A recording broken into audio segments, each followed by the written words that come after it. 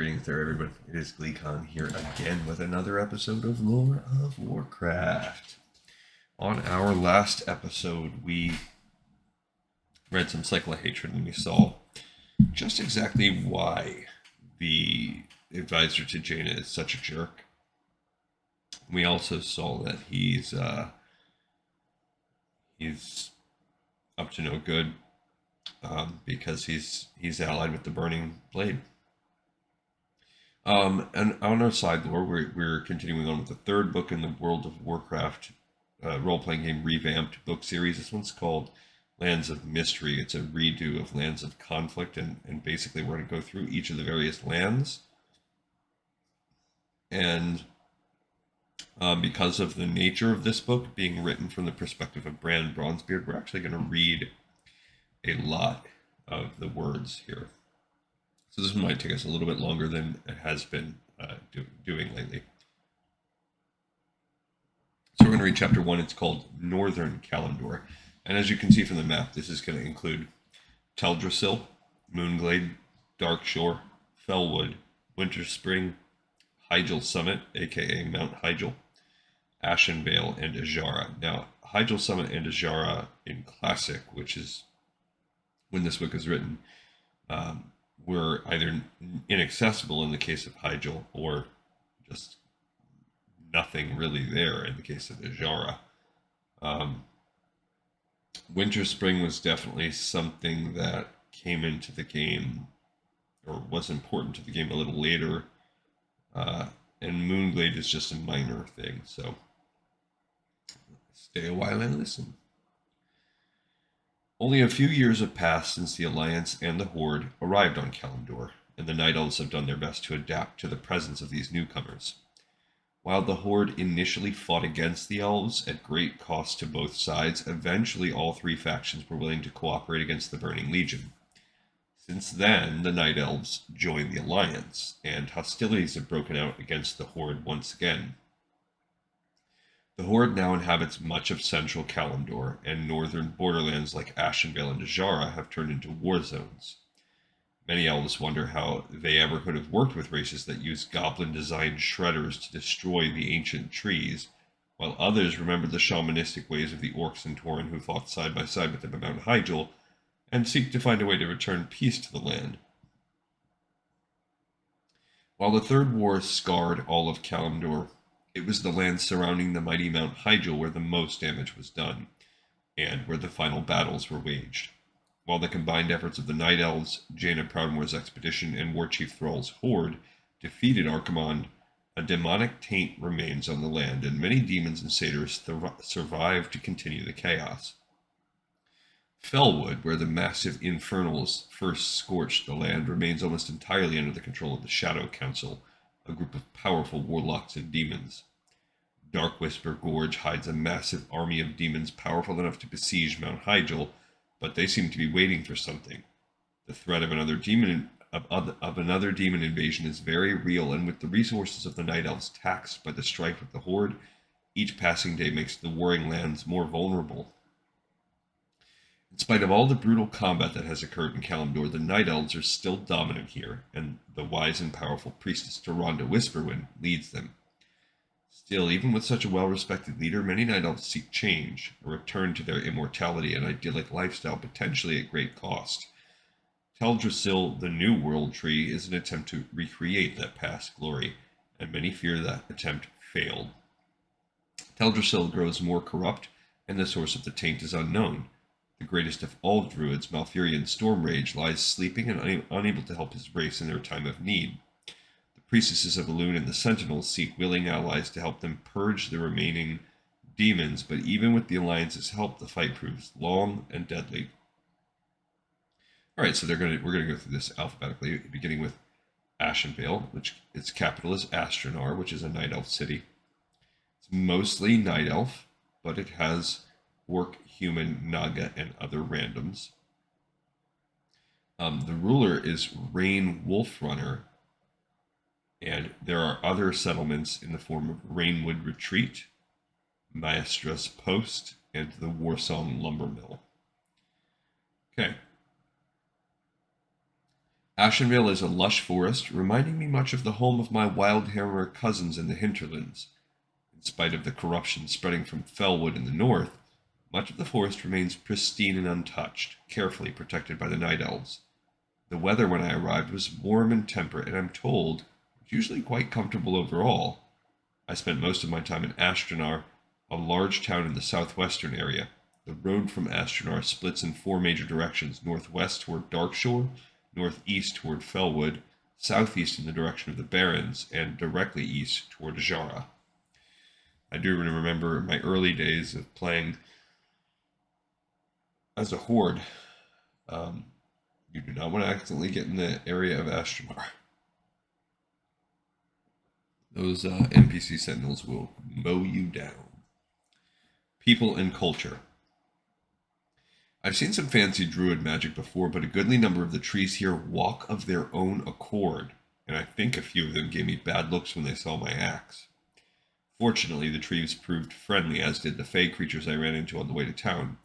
I had heard of dryads and keepers of the grove before, but seeing one for the first time sure is a bit of a surprise.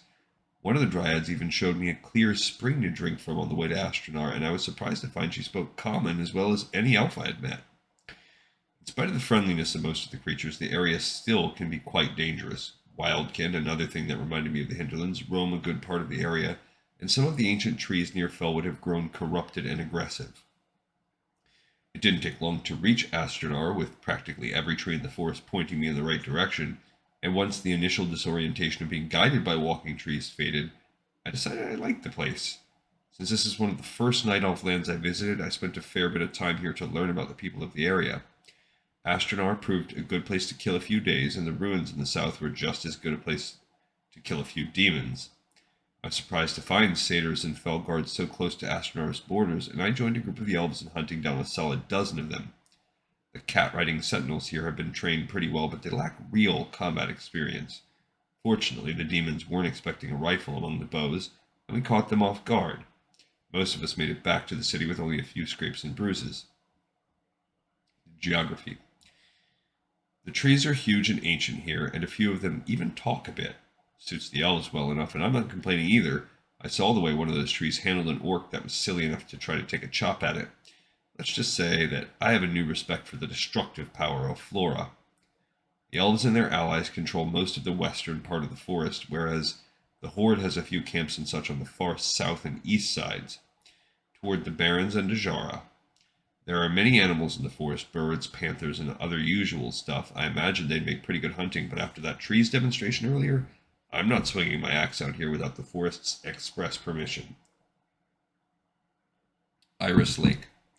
This small lake to the northeast of Ashtanar is renowned for Elun's tears, stones with medicinal properties. Unfortunately, bog beasts and other nasty creatures roam the area, so keep an axe handy if you go rock collecting. Similar stones called moonstones can be found at Fallen Sky Lake to the southeast as well, but they're used for curing different ailments. There are several other bodies of water in Ashenvale, including another lake that surrounds Ashtanar itself, as well as at least 2 rivers. Okay, and then this starts to be, if it seems to be less in his tone, we don't really have to look at it. So there is Ashtanar itself. It's referred to as a small city, like we read already. Sentinel Rain Wolfrunner is the leader there. There are Black Fathom Deeps. He says, I wasn't able to get inside this underground ruin, but one of the elves in the city explained that the Naga there seemed to be searching for something. The Twilight's Hammer, a foul cult dedicated to the old gods, works with the Naga here for an unknown purpose. Now, Black Fathom Deeps is a game that was an instance included in the launch of Classic. However, it was not one of the original. There were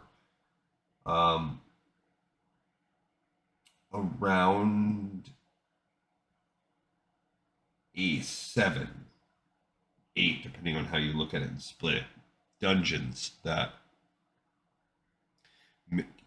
originally came out with World of Warcraft in the alpha and the beta. And there were in the pre-patch set that made its way through and eventually was released on game day. The first batch of dungeons that was added included Black Fathom Deeps.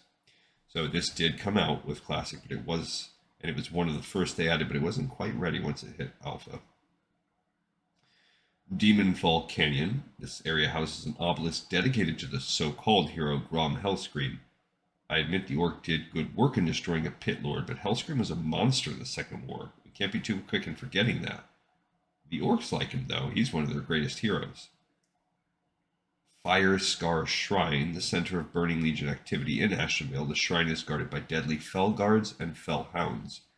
I heard rumors of a warlock by the name of Ilkrud controlling these demons, but I didn't have the chance to investigate in detail.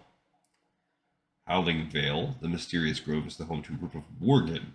Your idea of why they're here is as good as mine. My guess would be is that it's tied into the true origin of the Worgen as druids, night elf druids. Maestra's Post is a military camp. The first place I visited in Ashenvale was Maestra's Post, an Alliance encampment. A human scout met me on the road and led me to the camp, explaining on the way that a paladin named Delgrin the Purifier leads their camp. I found his title funny, but I was glad to be meeting up with one of the few knights of the Silver Hand left. I fought with a good number of Uther's knights in the Second War, and they were good folk, if a bit too righteous for their own good. It didn't take me long to find Delgrin, pacing around Maestra's Post, checking on the activities of the people encamped in the area. The knight stuck out like a sore thumb, his shining armor making him a glowing beacon in the forest, whereas most of the other humans and elves had long ago learned to wear something that blended in a bit better. In spite of his stubborn habits of knighthood, I found that I liked the lad. Delgrin and his folk were investigating an orc and forsaken cult in the north called the Darkstrand Cult, and I gladly volunteered to help. While we cleared out the zombies, Delgrin explained a bit about the area and even taught me a few words in Darnassian. I regret not having a chance to stay around and help out more with the cultists, but I had a lot of work ahead of me. Rainwood Retreat is an outpost led by a keeper of the grove named Ordanis. The druids and keepers here oppose corruption that spreads to their beloved land. Saturnar. Once a night elven place of worship, this temple ground has been taken over by the Nightrun and Fellmusk satyrs. I accompanied some night elves in fighting the foul satyrs here, and I hope to come back to take a few more demon heads before I return home. Talondeep Path is the path connecting this to the Stone Talon Mountains and Warsong Lumber Mill. The elves told me about the Warsong Lumber Mill to the east of Astronar and advised I avoid it. I learned the hostilities with the Horde are intense here, and the orcs would probably attack me on sight. While the prospect of bashing a few heads didn't bother me, I decided not to waste the time. The lumber mill is the only Horde encampment in the area, and a small military base populated almost exclusively by orcs. These orcs seem to have only one goal: to cut down every tree in Ashenvale for timber. And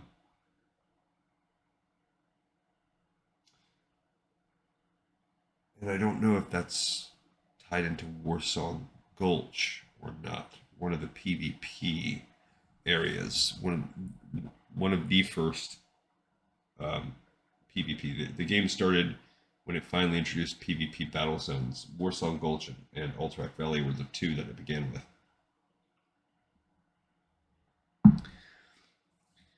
The Zoram Strand, and I think that it might be there. While traveling to the northwest of Astronar in an area called the Zoram Strand, I noticed an ancient ruin in the distance with several figures moving around nearby. As I drew closer, I realized that I was observing a large group of Naga. Not exactly what I expected. I observed from a distance, and after a while I noticed a few humans and others walking among them. I almost considered going up to greet them before I noticed the insignias on their robes, marking these people as members of the Twilight's Hammer, servants of the old gods. I put a few good holes in the group before heading back to Astronar that night. Now what's interesting is there is on that coast south of the Zoram Strand, there's a Horde base. There are a few other camps, so I wonder if this entire book is going to just gloss over the Horde's settlements history. After the cataclysm that destroyed the Well of Eternity, Ashenvale was one of the first places in which the Night Elves rebuilt their lives. The forests of Ashenvale, near the base of Mount Hyjal, were virtually untouched by the taint of demons, and it proved an ideal place to start life over. Ashtanar is an ancient settlement, and many families, even some specific night elves, have lived in the city for generations. Not far from Cenarius' home, Ashenvale was one of the Night Elves' cultural centers, and it remains so to this day. In the Third War, Ashenvale sustained some damage, but it proved one of the few areas the Night Elves stubbornly refused to give up. Unfortunately, many of the experienced and determined groups who fought in Ashenvale in the Third War have since been sent to help elsewhere. The sentinels in the area are not anywhere near as prepared to defend the city as they might have been before the war. Nevertheless, Ashenvale remains one of the few places in northern Kalimdor under undisputed Alliance control. Adventures. The pristine forests of Ashenvale are full of danger, and the many mysterious ruins of the land offer countless opportunities for exploration. Twilight's Fall. A knight visits Astronar in search of companions to vanquish the Twilight's Hammer and Naga in Black Fathom Deeps. He offers gold and magic items for help. There's one complication. So this is outside of, if you wanted to, this is not in Brand's voice anymore. The PCs need to meet his partner outside the city. The knight's partner turns out to be a troll mage who is interested in exploring the ruins only to increase his own power. He does not betray the PCs, but he could be a potentially dangerous foe in the future if he's allowed free reign in the ruins. The Twilight's Hammer, a large group of Naga, and smaller groups of Murlocs and Hydras occupy the ruins. So basically, they're giving you, hey, you could have an adventure hook that sent your characters into Black Fathom Deeps. And because there's a troll involved and a human, regardless of your Horde or Alliance, that could be a hook. All right, so in the spur of the moment here's what I'm deciding. Rather than grinding out all of this, and if you look back at this map, 1, 2, 3, 4, 5, 6, 7, 8. So basically, you can take the minutes that we've just done and multiply it by 8, and that would create, a relatively long video. And I think I would feel rushed. Since we have no rush in doing the side content, let's break these down further into small little bite-sized chunks. So we're going to stop here, and we're going to do each little zone. So that way we give each zone the attention that it deserves for this interesting text written in Brand's writing. And even if it slows down our side content, like I said, no rush, because we're going to continue the rest on at a regular clip. Okay, so that one we're going to wrap right there, and we'll come back to it on the next time. This episode of Lore of Warcraft is now in the pipe 5x5. Thank you, everyone.